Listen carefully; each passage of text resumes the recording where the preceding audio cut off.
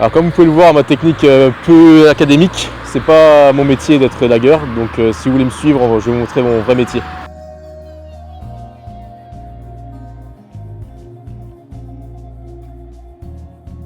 Donc on a bien vu que dehors, je n'étais pas élagueur clairement, mais donc je suis Corentin Wackenheim et je suis assistant conducteur de travaux à la CAGEV.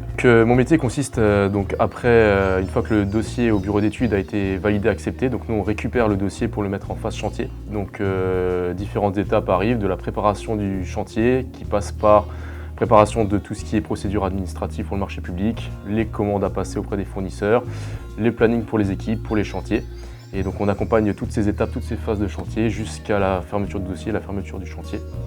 Donc on passe par de la gestion d'équipe, gestion de matériel, approvisionnement et toutes les procédures du marché public, toutes les étapes. En plus de ce travail de bureau administratif, il y a également une grosse partie sur le chantier où on accompagne les équipes. On rencontre donc, on suit les équipes sur le terrain. On va également aux réunions de chantier auxquelles on rencontre tout ce qui est maîtrise d'œuvre, maîtrise d'ouvrage, donc le client. Et bien sûr les rencontres avec les fournisseurs aussi pour donc les négociations et puis les achats des fournitures. Donc c'est beaucoup de relationnel, beaucoup d'échanges avec toutes ces personnes-là, tous les acteurs en fait que l'on va pouvoir avoir autour de ce chantier. Je suis diplômé d'une école d'ingénieur en paysage, donc Agrocampus Ouest, donc depuis maintenant septembre 2021, donc c'est tout frais pour moi. Et donc c'est un cursus de 5 ans où donc on nous prépare au métier de la maîtrise d'œuvre jusqu'à l'entreprise du paysage. Et donc mon choix s'est porté vers la conduite de chantier, qui est une des voies possibles à la sortie de cette école et avec ce diplôme obtenu. Donc l'ordinateur, c'est vrai que malgré qu'on passe du temps sur les chantiers, donc beaucoup en voiture aussi, l'ordinateur reste quand même important, que ce soit pour la lecture des plans, la préparation des dossiers. Et deuxième outil important, le téléphone. C'est vrai qu'on passe beaucoup de temps au téléphone et que ce soit avec les différents clients, avec les fournisseurs, donc, ou avec les ouvriers, avec les équipes sur le terrain. Je dirais qu'il faut avant tout être organisé. C'est un métier donc, où on a énormément de dossiers en cours différents. Donc il faut savoir un petit peu structurer ses journées et organiser son temps pour pouvoir essayer de faire, on va dire, le maximum d'être le plus efficace possible.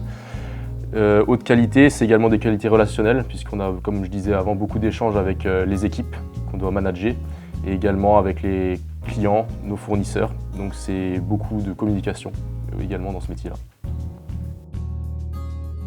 Du coup, ce qui, moi, me plaît, ce qui m'a attiré vraiment à me diriger vers ce métier-là, c'est que c'est un métier très diversifié, c'est-à-dire qu'il n'y a pas de monotonie, on n'est pas à faire le même travail tous les jours, on ne sait pas vraiment ce qui nous attend les journées, puisque c'est beaucoup de problématiques à régler également sur les chantiers pour les équipes. Donc chaque jour est différent, chaque jour est varié. Et également, on n'est pas tout le temps au bureau, c'est pas un métier où on est tout le temps assis toute la journée, on bouge beaucoup pour voir les équipes se déplacer sur les chantiers. Donc c'est vraiment, je dirais, le mot diversité de tâches qui fait que c'est loin d'être un métier ennuyeux et on ne voit pas le temps passer.